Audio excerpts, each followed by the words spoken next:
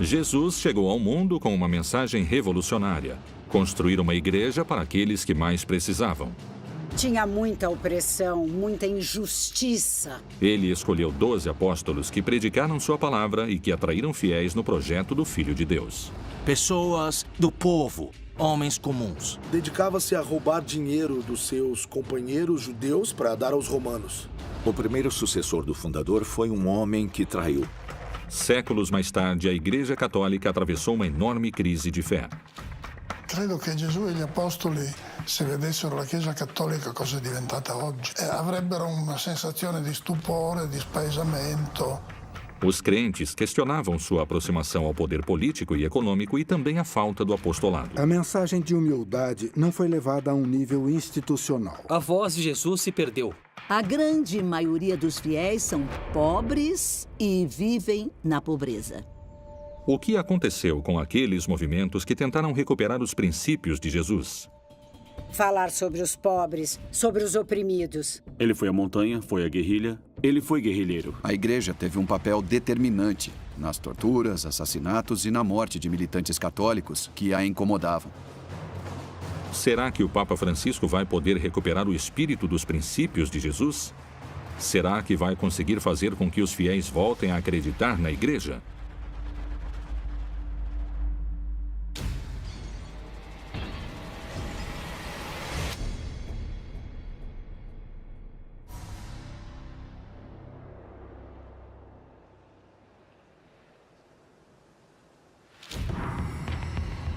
Segundo os estudiosos, nos últimos tempos, muitos fiéis abandonaram a igreja.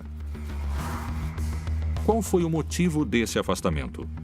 Que críticas se fazem sobre a fé dela? Através da sua história, o catolicismo atravessou muitas crises que provocaram conflitos profundos no interior da igreja. No México, os fiéis diminuíram de forma dramática, que vai muito além do que as estatísticas falam. O Brasil é o caso mais importante. Nos anos 80 do século passado, ainda tinha quase que 90% de católicos. E hoje se fala que tem 59%. Houve uma queda impressionante.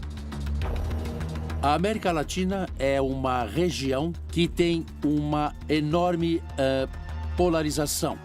Tem setores muito ricos, muito ocidentalizados, muito insensíveis diante dos grandes problemas sociais e tem uma grande massa empobrecida. Tante come quello delle migrazioni è molto presente nel sottolineare le crescenti disuguaglianze sociali nel mondo. Oggi l'1% della popolazione del mondo possiede quanto il restante 99%. Um dos aspectos centrais e que se pede à igreja é a dimensão social. Isto é, a ajuda aos pobres, ajuda aos marginais, os direitos humanos, o assunto dos migrantes, o assunto dos velhos, dos jovens, das crianças, do trabalho. Segundo alguns especialistas, Jesus manteve um princípio fundamental: criar uma igreja para os homens e mulheres mais desprotegidos. Mas quem eram seus discípulos? Quem enxergou neles o Filho de Deus? Eles eram especiais? Parlare degli apostoli è una cosa semplice ma complicata ancora. Le uniche notizie che abbiamo degli apostoli sono nei Vangeli. Tutto quello che si racconta della loro morte, della loro vita, è legato alla tradizione e normalmente alle leggende. Se a gente prestar atenção na chamada do Senhor a cada um deles, vamos perceber que eles eram pessoas do povo, homens comuns.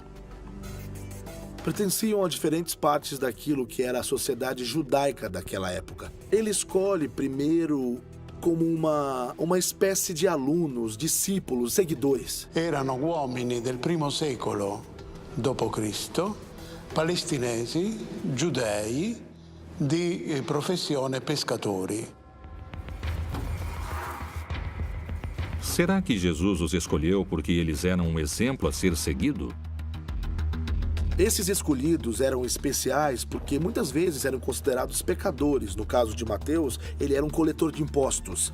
Ele era visto como uma pessoa de índole má, uma pessoa que se dedicava a roubar dinheiro dos seus companheiros judeus para dar aos romanos. Pedro traiu 3 vezes a Jesus. E no Evangelho se narra isso. É uma loucura da perspectiva de uma instituição contar que o primeiro sucessor do fundador era um homem que traiu. Existem outros casos, por exemplo, o apóstolo Tiago, o padroeiro da Espanha. Ele também era um homem de temperamento muito forte, até ficou conhecido como filho do trovão. E é exatamente por esse temperamento que muitos falavam que ele era muito forte. Jesus levou sua mensagem a todos os homens e mulheres de fé. Por que esses homens escolheram seguir Jesus?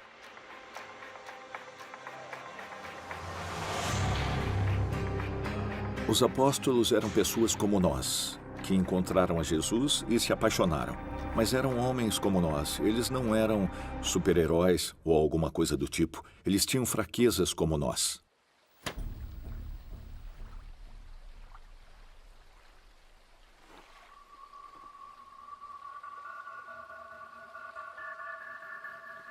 Por que os discípulos de Jesus decidiram seguir o Filho de Deus?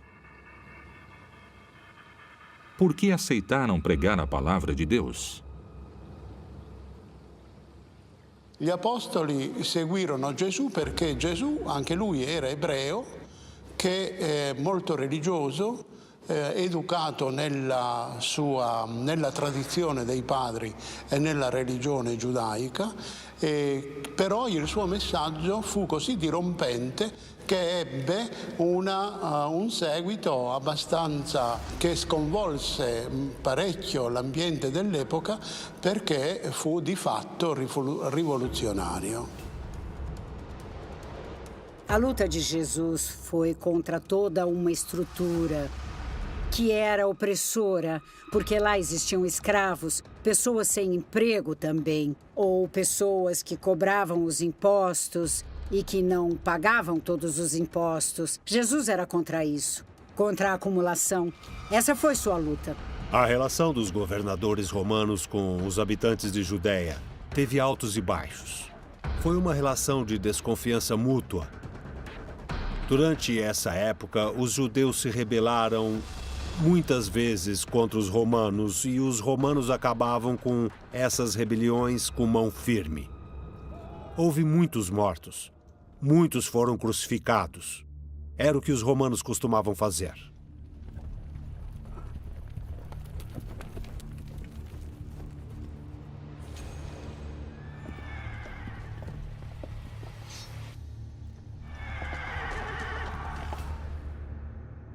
Se quisermos abstrair, tentar encontrar uma mensagem entre todas as coisas que se falam que Jesus disse, Jesus parece um inconformado, um homem que está contra a dominação romana, mas acima de tudo contra determinadas injustiças que atualmente podemos ver, no âmbito social. Como foi a aceitação dos estudiosos da época da mensagem crítica de Jesus? Como agiram diante dos seus ideais revolucionários? A mensagem de Jesus acabou criando tensão em círculos sacerdotais, já que muitos dos seus ataques eram dirigidos precisamente às práticas que, segundo Jesus, tinham desvirtuado o espírito do tempo. Ele criticava fortemente a administração da sua época e o que ele disse? Vocês não fazem o que vocês falam. E eu tenho que escutar pessoas falando que bonito teria sido viver na época de Jesus e dos primeiros apóstolos. Eu sempre pergunto, você teria optado por Jesus? As pregações de Jesus chocaram muito na antiguidade. Por isso pode-se dizer que eram perseguidas. Também porque Jesus usava sempre o paradoxo. Ele foi um homem, por isso falava coisas que nos interessavam, coisas que entendíamos. Mas, ao mesmo tempo, a solução que Jesus oferece é a solução divina. Então, tem que chocar, porque se não chocar, pode-se dizer que não cumpre com a missão. Os textos bíblicos revelaram que a morte de Jesus desconcertou os apóstolos, porque eles ficaram se perguntando qual tinha sido o sentido da sua missão.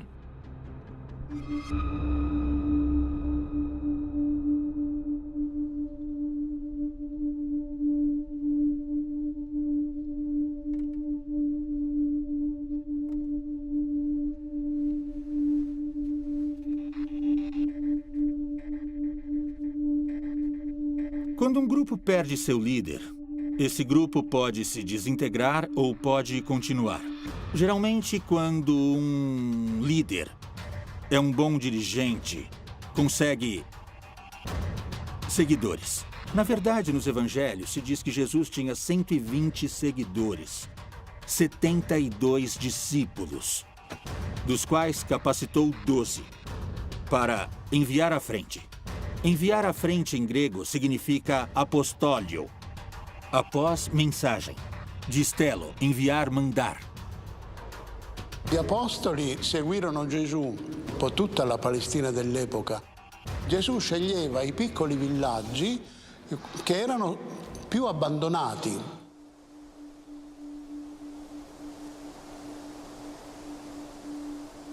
Qual foi a mensagem que eles levaram aos povoados da antiguidade? O apostolado da igreja coincidiu com sua mensagem e com os princípios da sua evangelização? Um dos assuntos mais controversos, quando se faz uma análise histórica ou crítica da igreja, é até que ponto a instituição chamada de igreja levou uma mensagem cristã, vamos assim dizer, de amor ao próximo, e até que ponto se afastou dessa mensagem. Gran parte di quelli che pensano alla Chiesa fanno questo confronto tra ciò che la Chiesa è di fatto e ciò che sta alla sua origine, per esempio la predicazione di Gesù. E questo costituisce uno dei termini fondamentali del problema. Se estivessem aqui, tanto Cristo quanto os apóstolos iriam pensar que a fé que se vive atualmente foi entendida de uma forma equivocada. E, infelizmente, cada pessoa faz suas próprias interpretações das palavras que estão retratadas na Bíblia, tanto de Cristo quanto dos apóstolos. Credo che Gesù e gli apostoli, se vedessero la Chiesa cattolica cosa è diventata oggi, avrebbero una sensazione di stupore, di spaesamento. No ano de 2013, o cardeal sul-americano Jorge Bergoglio assumiu a cátedra de São Pedro. E numa das suas primeiras homilias, ele falou o seu desejo. Eu gostaria de uma igreja pobre para os pobres. Será que foi uma coincidência ou se tratava de uma tentativa da igreja de recuperar a mensagem que veio das origens e de atrair mais membros?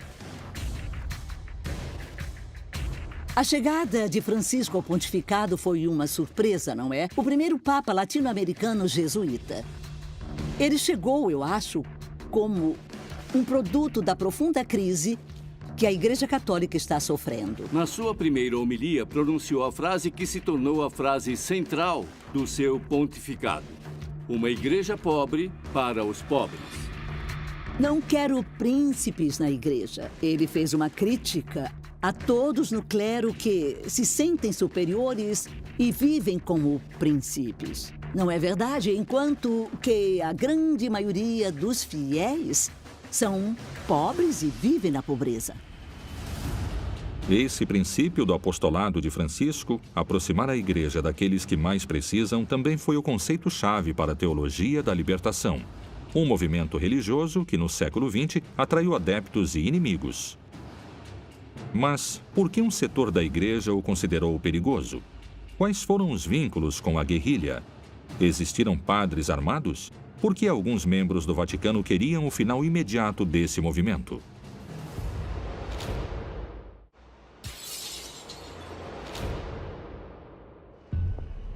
Muitos dos colaboradores do Papa asseguram que seu labor está orientado aos mais pobres na busca por uma igreja inclusiva e afastada do poder e da riqueza. A igreja apoia, e eu me lembro quando Bergoglio era nosso bispo em Buenos Aires. E quando ninguém reparava nas favelas, o governo não reparava nas favelas, a sociedade não reparava nas favelas. A única pessoa que dava apoio para que os projetos fossem realizados era o nosso bispo de Buenos Aires.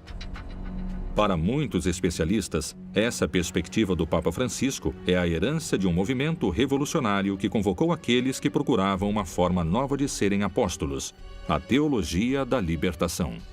A teologia da libertação é um movimento que acontece sobretudo na América Latina, depois de um acontecimento importante e separativo na Igreja, que foi o Concílio do Vaticano II. que começa com João 23, em 1962, e que continua com Paulo VI, e que vai ter uma ratificação muito forte em Medellín, na Conferência de Medellín, que foi na América Latina. E foi onde se trataram os problemas próprios da América Latina. Eu estive desde o começo, quando foi menosprezada a reunião de Medellín, quando todos os bispos da América Latina vieram. E vivemos muito intensamente o que aconteceu, que foi falar com os pobres, com os oprimidos, e assuntos que nunca tinham sido considerados na igreja.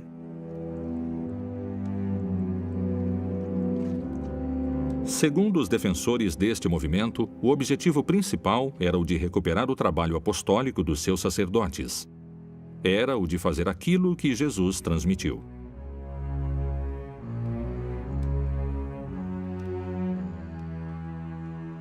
Il pensiero dell'America Latina si basa su un principio fondamentale che è il concetto di Chiesa come popolo di Dio. E non mentre la teologia tradizionale identificava la Chiesa con la gerarchia, mentre la teologia della liberazione riporta tutto al principio evangelico, e cioè che la gerarchia è dentro la Chiesa, non sopra la Chiesa, non accanto alla Chiesa, non sotto. E i vescovi non sono la Chiesa. Quando parla un vescovo, non è la Chiesa che parla, ma è un vescovo che esprime il suo pensiero, magari in comunione con tutti gli altri vescovi. A teologia diz: acompanhemos primeiro os pobres para levar a eles uma mensagem de cura, de libertação, que fala que todos somos irmãos. Algo simples como isto: se somos todos irmãos e irmãs, não pode haver explorados nem exploradores. Não é possível que tenha pessoas ricas e pobres. Esta é a pergunta que percorre a história do cristianismo. Mas como? Jesus não era pobre? O que significa estar com os pobres? Esse caminho se estende por todo o território da América Latina e tenta focar no nosso momento atual, porque o reino dos céus não é algo que esteja longe, é algo que está aqui e agora. E também foca nas condições estruturais. E muitas vezes as pessoas que vivem e sofrem as angústias, a injustiça social, a fome, a violência, exigem respostas concretas por parte do Evangelho.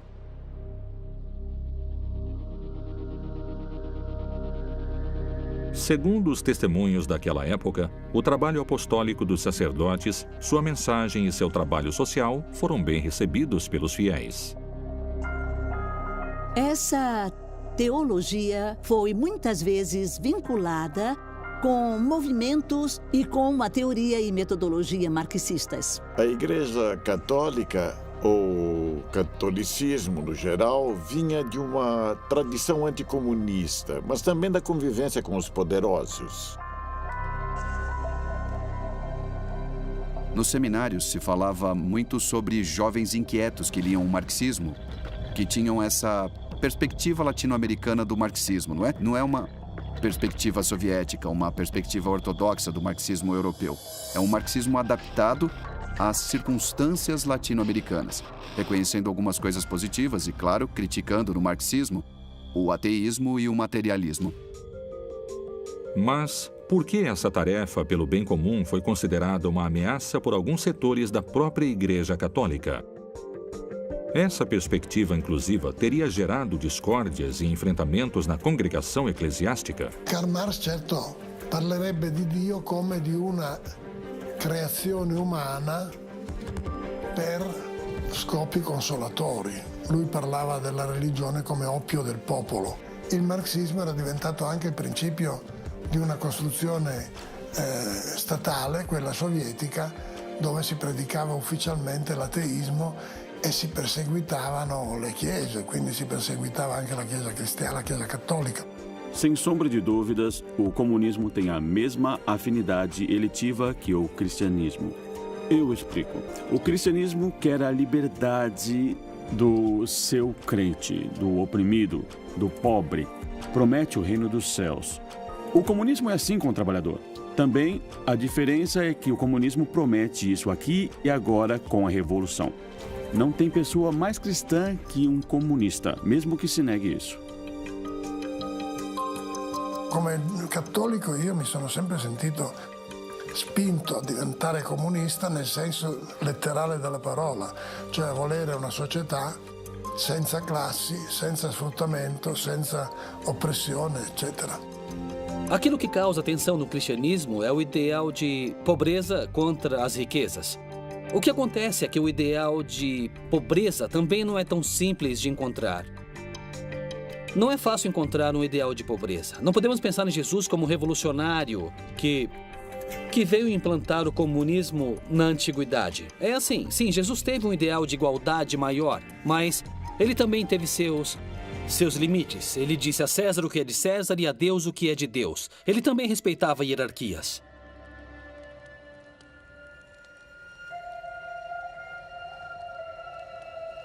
Por que uma ideologia que para muitas pessoas se aproximava da mensagem de Jesus e dos seus apóstolos provocava tanta resistência? Segundo os seguidores da teologia da libertação, a mensagem devia respeitar a identidade dos destinatários. Por isso, era fundamental falar a língua de cada lugar que eles visitavam, da mesma forma que os apóstolos fizeram. Um dos lugares onde esse foco religioso ficou claro foi no México, no estado de Chiapas, através do trabalho do bispo Samuel Ruiz. Foi o bispo de Chiapas que ficou conhecido durante muitos anos pela defesa dos direitos dos indígenas. Ele não era apreciado pela alta hierarquia eclesiástica do México. Ele contou como se converteu. Um dia ele foi fazer uma visita pastoral que os bispos fazem. E então um indígena se aproximou dele e pediu para ele não voltar mais.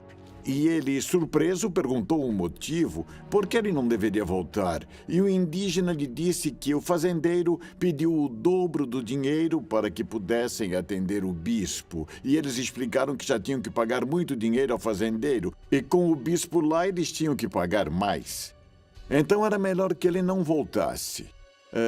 Nesse momento, Samuel Ruiz começou a tentar entender e percebeu que os indígenas estavam sujeitos a condições de exploração. Ele aprendeu a língua dos indígenas, ficou do lado dos indígenas e desenvolveu uma versão da teoria da libertação, que é a teoria indígena, que faz parte daquilo que se explica no Concílio Vaticano II. Ele explica que o evangelho tem que se inculcar na cultura do povo com o qual vai se trabalhar. Na sua visita ao México, o Papa Francisco esteve em Chiapas e visitou o túmulo de Samuel Ruiz. E allora ho sentito che dovevo venire qui oggi a pregare. Qual foi a repercussão desse gesto papal?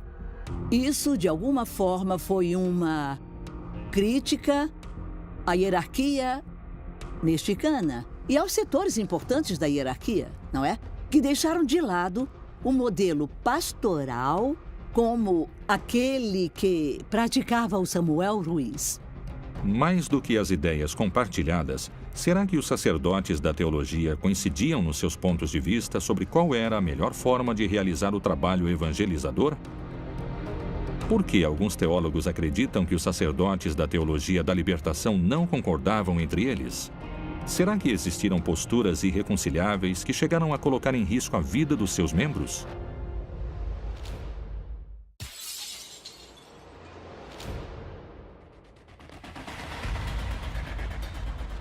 Nesse último século, a Igreja passou por uma grande crise interna que causou a partida de uma enorme quantidade de crentes, já que eles queriam uma maior coerência entre o que se dizia e o que se fazia na instituição.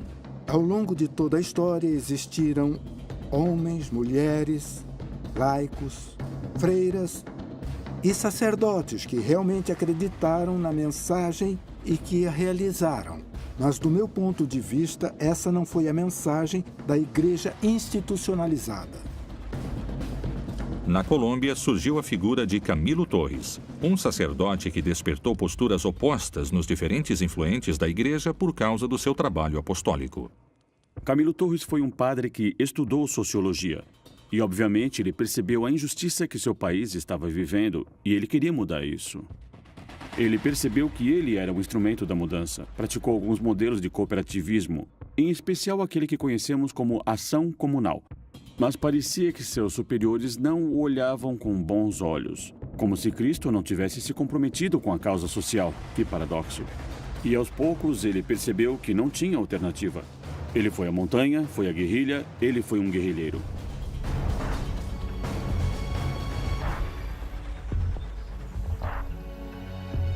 Ele era um padre guerrilheiro, um padre que optou pelas armas. Para ele, essa seria uma forma de exercer o evangelho. E isso foi, um elemento muito brusco e muito forte para o resto daquilo que nós podemos chamar de esquerda na igreja, na América Latina. A violência a favor da justiça social foi, desde o ponto de vista de vários crentes, uma contradição. Diversos padres da teologia da libertação se pronunciaram sobre esse assunto. Entre eles, o sacerdote argentino Carlos Mujica. No ano de 67 ou 68, apareceu com muita força o nome de um padre que já estava comprometido com os movimentos sociais, com os padres operários. Ele é Carlos Mujica. Ele tinha um vínculo muito interessante com alguns jovens do Colégio Nacional de Buenos Aires, e foi assim que ele ficou conhecido, entre os grupos de jovens que estavam saindo da tradição da ação católica e que se dirigiam a uma vocação mais revolucionária. Inclusive, esses jovens, influenciados por Mujica e pelo ambiente que existia na América Latina, fundaram o grupo ativista Camilo Torres, que se trata de um grupo de leituras e de ação social. Qual era o posicionamento de Carlos Mujica diante do uso de armas? Será que ele considerava que a violência era válida na hora de tornar realidade um projeto religioso? Quero pedir perdão, porque eu me sinto responsável por esta onda de violência que hoje existe em nossa pátria. Por minha covardia, por minha indiferença, por minha falta de comprometimento, porque eu não soube seguir você, Jesus Cristo, que veio ao mundo não para ser servido, mas para servir. Tinha um programa famoso dos anos 70 a qual Mujica foi convidado. Lá ele falou sobre a violência. Ele definiu que era violência institucional. Violência é aquilo que meus irmãos da favela sofrem todos os dias. Eles não têm trabalho, eles não têm onde morar, eles não arranjam trabalho porque moram na favela. Essa é a violência cotidiana. Mujica também falou dessa violência nesse programa. Eu não concordo em tirar a vida de outro cristão, ele também disse. Eu entendo perfeitamente as pessoas que dão a sua vida por outras. No ano de 1968, Mujica viajou a Paris, na época do Maio francês. Lá, ele entrou em contato com os padres operários e, quando voltou, ele começou o movimento de sacerdotes para o Terceiro Mundo. Seu trabalho foi feito nas favelas mais pobres. Isso deu origem aos padres das favelas. Eu acho que devemos ajudá-los a ajudar. Seu apostolado foi silenciado com seu assassinato. Ele sobrevive naqueles padres operários, nos padres das favelas que estão retomando muito a ideia de Mujica. Aqueles que estão nas favelas, que estão nos assentamentos, aqueles que vivem com as pessoas pobres. Eles são muito importantes e são muitos na Argentina. Desde Carlos Mujica e seus companheiros até a atualidade, nós padres vivemos nas favelas e organizamos uma vida junto às pessoas da igreja. Por isso, nós insistimos, eu que faço parte da equipe de pastoral dos sacerdotes nas favelas mais pobres, nós insistimos que... Para mim, Mujica Ele é a figura mais emblemática. É também nosso guia espiritual e nosso mártir. Desde que chegamos no seminário, sentimos que ele é nosso exemplo. E eu quero ressaltar muitas coisas. Para mim, Mujica teve uma grande paixão pela igreja. E também teve muita paixão pelo momento no qual ele teve que viver. Para mim, esses são dois valores que um padre tem que ter. Qual foi o destino dos outros líderes da teologia da libertação? Quero falar de um caso concreto de uma amiga teóloga do Brasil, Ivone Gebara. O Vaticano a repreendeu por ela ter anunciado a teologia da libertação. Silenciaram ela. Não a deixaram falar durante 2 anos. Não a deixaram falar em público. Nem dar conferências, nem escrever nada. Para os estudiosos dessa doutrina, a pressão da igreja tradicional pôs em xeque esse movimento. Será que foi isso que determinou sua completa desaparição? A teologia da libertação não pôde continuar porque foi enormemente reprimida. Em primeiro lugar, porque representava um perigo para os poderes. A igreja é um poder e teve um papel determinante na repressão, na perseguição, tortura, assassinato e morte de militantes católicos que a incomodavam.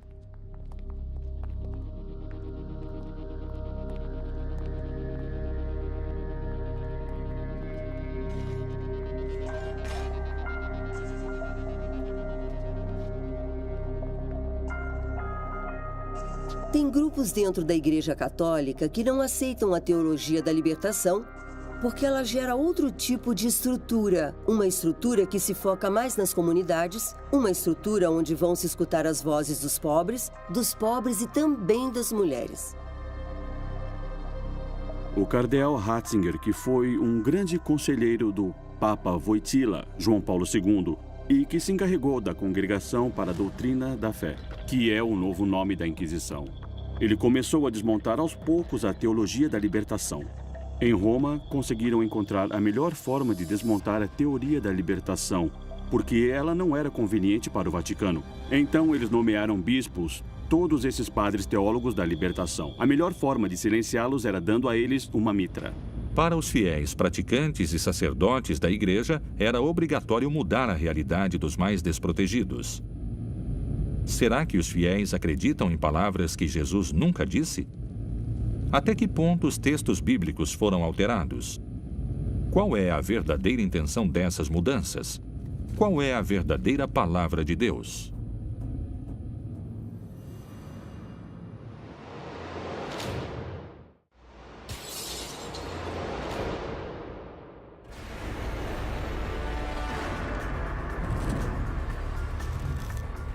Segundo estudiosos da Bíblia, os textos originais teriam sido modificados com o passar dos séculos.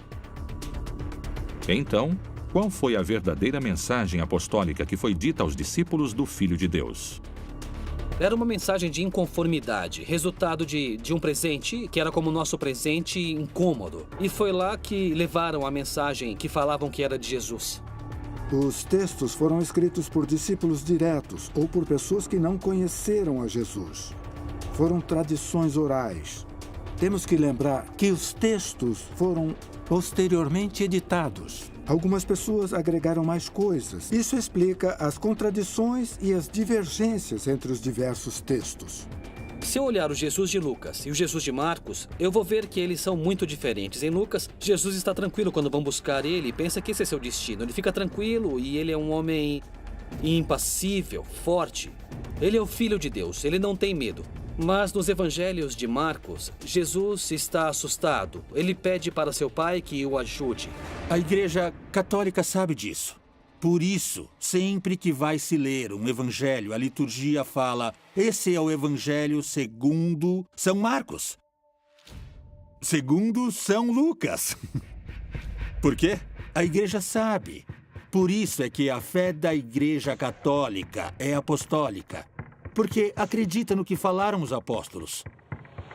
Não tanto no que Jesus disse, já que essa mensagem chegou por meio da interpretação dos apóstolos. E são os discípulos dos apóstolos que começaram a escrever esses textos.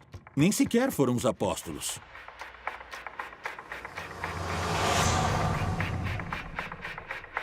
Nós, os historiadores, dependemos de textos. E os textos foram copiados várias vezes. Os textos originais dos evangelhos foram escritos em aramaico. E os textos que nós temos estão em grego. E os primeiros textos que temos são do século IV do Codex Sinaiticus. Então a voz de Jesus se perdeu. Atualmente isso é um problema, porque consolidar a religião numa voz perdida é algo complicado. Quem interveio na redação dos textos bíblicos? Como foi que os estudiosos da Bíblia explicaram as modificações e as contradições que estão no livro sagrado? Como se conseguiu chegar a um texto comum? Qual foi o motivo? Constantino imaginava o cristianismo unificado, uma só fé. Quando ele emerge, se percebe que em cada região os cristãos pensavam que o cristianismo era diferente. Não há um cristianismo, há muitos cristianismos. Por isso, Constantino se vê obrigado a chamar a um concílio, o primeiro concílio de Niceia, para falar com os bispos e pedir a eles que cheguem a um acordo, porque precisavam de uma fé para o império. E era necessário decidir como era Deus, se Jesus era igual a Deus, se ele foi criado, se ele foi gerado. E tudo isso pode parecer para nós historiadores algo excessivo. Mas naquela época se tratava de uma questão política, porque aquele que tem a fé certa é aquele que administra a igreja, que administra os dízimos, que administra o vínculo, é o interlocutor privilegiado. Na primeira geração, depois de Jesus, já existia uma diferença de interpretação da mensagem. E tinham muitos textos, assim como muitas pessoas interpretando eles. Por esse motivo, 4 séculos depois, no ano 325, no Concílio de Nicéia, se faz uma depuração de 72 evangelhos. E no século IV se discutem destes 72 quais seriam revelados e quais não. E por critério dos bispos da época e por ordem de Constantino, eles escolheram só 4.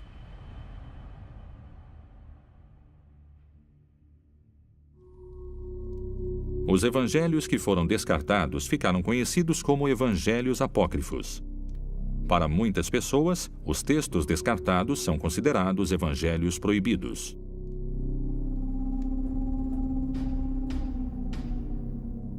Os evangelhos apócrifos não são evangelhos proibidos. São evangelhos que não foram utilizados porque acredita-se que aquilo que eles falam já está dito em outros evangelhos. I Vangeli apocrifi sono stati esclusi dal canone per l'eccesso di divino che c'è in essi, perché abbondano di miracolismo e miracoli banali. Gesù che per esempio ad un bambino che gli fa un dispetto lo fa morire, poi la Madonna lo sgrida e lui lo risuscita.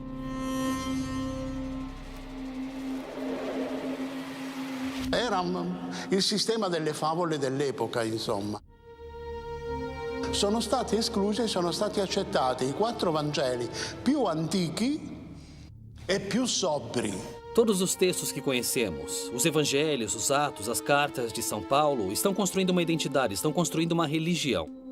Eles não vão falar o que atualmente consideramos a verdade. Não são historiadores, não são antropólogos, são guardiões da fé. Qual é o trabalho apostólico das pessoas da igreja? Qual é a mensagem que eles transmitem aos crentes? Quais são as possibilidades reais que Francisco tem de conseguir realizar sua missão? Será que o Papa Francisco vai conseguir recuperar os fiéis que abandonaram a igreja? Ou sua missão está condenada ao fracasso?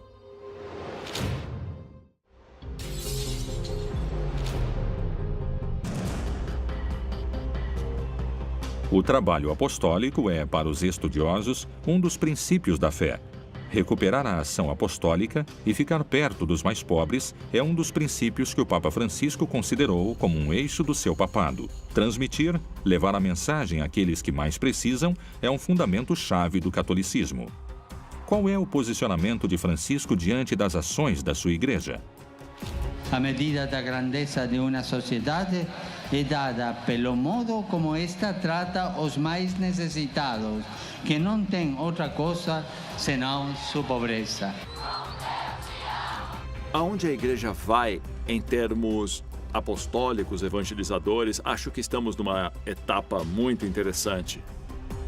Para criar um maior pertencimento à igreja, à comunidade, um maior comprometimento, como nos pede o Papa Francisco, com aqueles que são mais pobres e com essas pessoas que vivem, como eu costumo dizer, fazendo jejum forçado porque não têm condições de ter uma casa, um trabalho.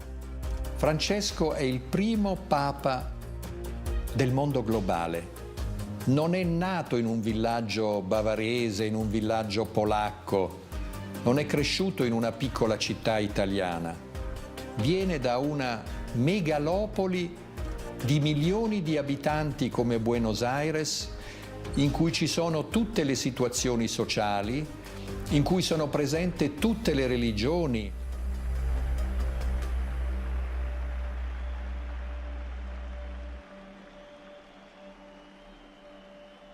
Sembra che i miei fratelli cardinali sono andati a prenderlo quasi alla fine del mondo, ma siamo qui. E quindi Francesco conosce bene il pluralismo del mondo contemporaneo e al tempo stesso, quando lui parla delle situazioni sociali di emarginazioni, non lo ha letto nei documenti, ma lo ha conosciuto da vicino visitando le villas miserias de Buenos Aires. Francisco tem uma cultura diferente. Ele tem uma cultura que quer muita gente na igreja. Ele quer todo mundo na igreja. O Papa Francisco falava que a igreja tinha que ser como os hospitais de campanha. A igreja tinha que ser o lugar que foi nas missões jesuítas, que era o centro de vida e das famílias e das pessoas. E eu acho que temos que conseguir isso. Se não conseguirmos isso, vamos estar em dívida. E isto é porque ficamos pequenos. Nós nos conformamos com um simples culto.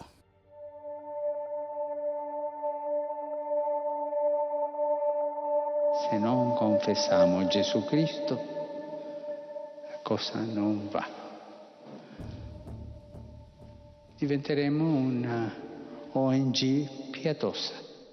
A perspectiva católica, historicamente, é sobre como se vive a fé dentro da sociedade, na realidade que tenho que viver. Então, a religião está expressada, sobretudo, nas ações que têm a ver com compromisso social, onde você pode alcançar o reino dos céus. Eu sempre me surpreendo vendo as visitas que ele faz. Pode ser na Bolívia, nos Estados Unidos, onde ele já visitou algumas cadeias, algumas penitenciárias. E ele falou com sanguinários, com assassinos, com pessoas que realmente cometeram crimes desprezíveis. Mas ele lhes pediu, por favor, não esqueçam de rezar por mim. Papa Francesco vuole una Chiesa che non sia compromessa con il potere politico e con il potere economico.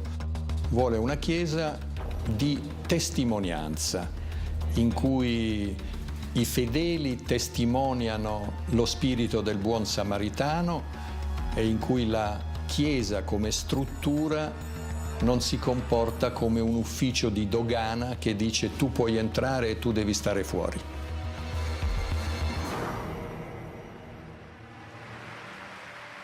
È l'uomo che ci dà questo spirito di pace, l'uomo povero.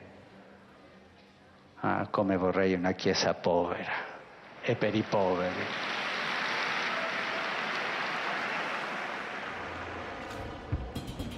Será que ele vai conseguir realizar sua ação revolucionária? Será que vai poder enfrentar aqueles que se opõem às mudanças? Qual é sua estratégia para tornar realidade no século XXI a igreja que Jesus pregou?